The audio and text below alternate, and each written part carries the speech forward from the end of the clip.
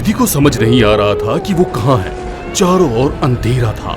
धीरे धीरे अंधेरे में कदम बढ़ाते हुए वो आगे बढ़ रही थी। तभी उसका पैर किसी चीज से टकराया। अंधेरे में उस चीज को ढूंढने के लिए जैसे ही विधि नीचे झुकी, सामने कोई खड़ा था। विधि ने नीचे से ऊपर जैसे ही उसे देखा, उसकी जोरदार चीख निकल गई। वो भागने लगी। उसके पीछे पीछे एक साया, जिसका चेहरा पूरी तरह से बालों से ढका हुआ था, वो भाग रहा था। थोड़ी दूर जाने पर वो साया विधि के करीब पहुंच चुका था। जोर जोर से हंसते हुए उसने विधि को धक्का दिया। वो अचानक हुए इस हमले से तुरंत ही जमीन पर गिर गई। वो साया विधि के ऊपर बैठ गया। विधि ने अब उसे गौर से देखा तो डर के कारण उसकी सांसें थम गई। चेहरा बिल्कुल सड़ा और कुचला हुआ था। खून बहता हुआ सूख चुका था। उसने एक झटके से विधि का हाथ अलग कर दिया, मानो विधि जिंदा इंसान नहीं, उसके लिए खिलौने की गुड़िया। हाथों को चबाने के बाद वो उसके शरीर पर एक एक अंग नोच रही थी। विधि दर्द के कारण चिल्ला रही थी, मगर अंधेरे में उसकी आवाज सुनने वाला कोई नहीं था। वो अपने हाथ पैर चलाकर उससे बचने की कोशिश कर रही थी, मगर उस साये पर कोई असर नहीं हो रहा था। जैसे ही उसने अपने बड़े नुकीली नाखून विधि के सीने पर लगाकर उसका सीना चीरकर उसका दिल बाहर निकाला, विधि जोर से चीखी। तभी विधि के कानों में आवाज आई, विधि क्या हुआ? क्यों चिल्ला रही हो? कोई परेशानी है क्या? अपनी सहेली की आवाज सुनकर विधि को होश आया। विधि हड़बड़ाकर उठी और अपने आसपास देखने लगी। सब कुछ नॉर्मल था। तभी उसकी निगाह घड़ी पर पड़ी, जहाँ 3 बज रहे थे।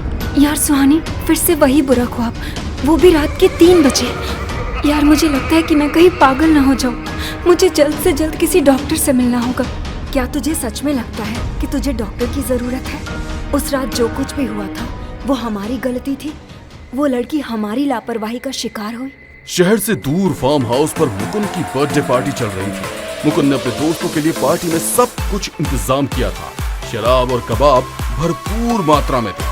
सभी दोस्त खूब डांस कर एंजॉय कर रहे थे। उन्हीं दोस्तों में विधि, सुहानी, गीत और नमन भी थे।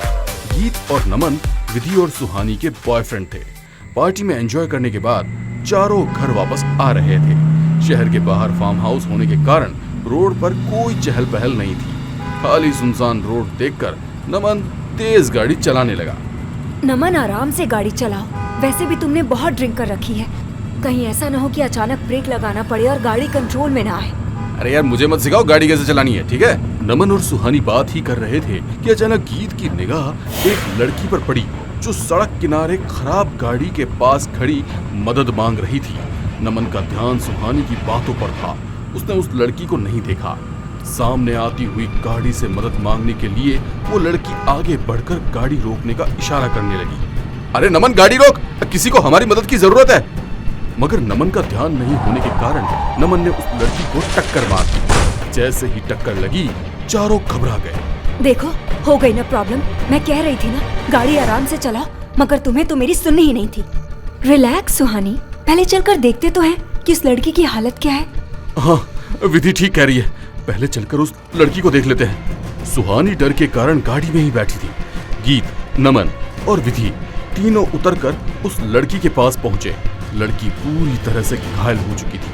वो उन लोगों से मदद की गुजारिश करने लगी। जल्दी करो, ये जिंदा है। इसे हॉस्पिटल लेकर चलते हैं। पागल हो गया? इसे हॉस्पिटल लेकर जाएंगे तो हम लोग फंस जाएंगे, क्योंकि हम चारों ने शराब पी रखी है। गीत सही कह रहा है। इस लड़की के कारण हम लोग हमारी जान मुश्किल में नहीं डाल सकते। इसे छोड़कर यहाँ से चलते हैं। नमन, हम इसे यहाँ छोड़कर भी नहीं जा सकते।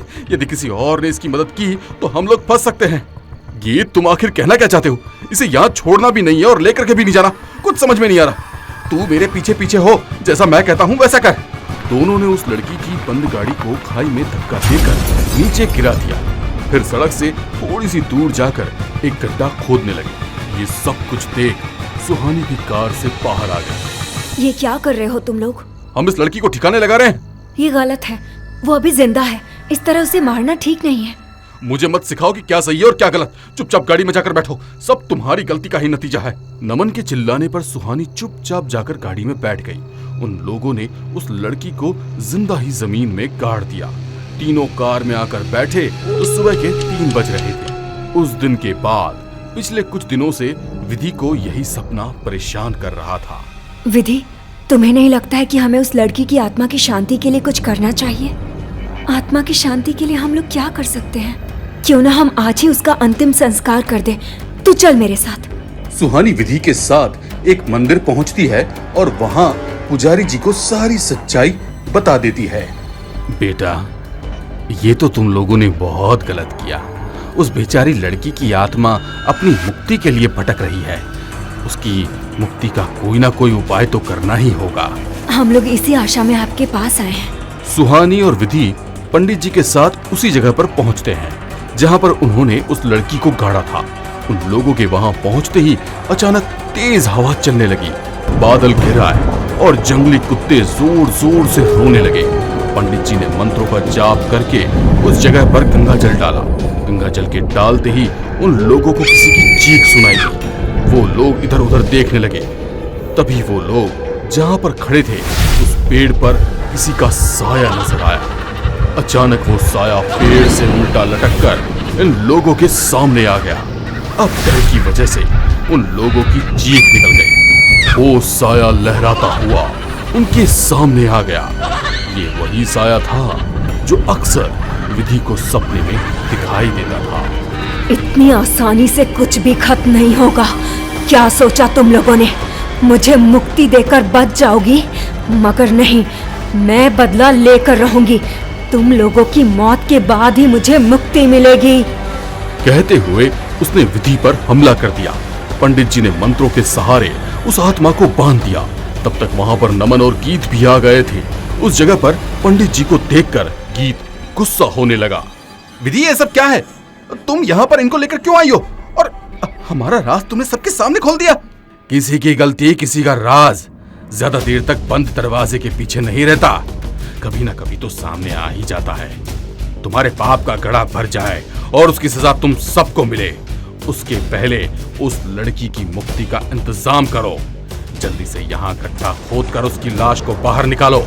पंडित जी के कहने पर उन लोगों ने वहां पर गड्ढा खोदकर लाश को बाहर निकाला। लाश पूरी तरह से सड़ चुकी थी। पंडित जी जैसे तैसे मंत्र उच्चारण कर रहे थे। पंडित जी के मंत्र में कैद साया जोर जोर से चिल्लाने लगा।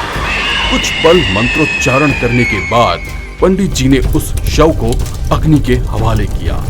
जैसे जैसे वो शव जल रहा था वो साया भी मुक्त हो रहा था। बेटा, तुम लोग खुशनसीब थे कि वो आत्मा भली आत्मा थी, इसलिए बिना किसी को नुकसान पहुंचाए यहां से चली गई। मगर ध्यान रखना, हर बुरे काम का नतीजा बुरा ही होता है।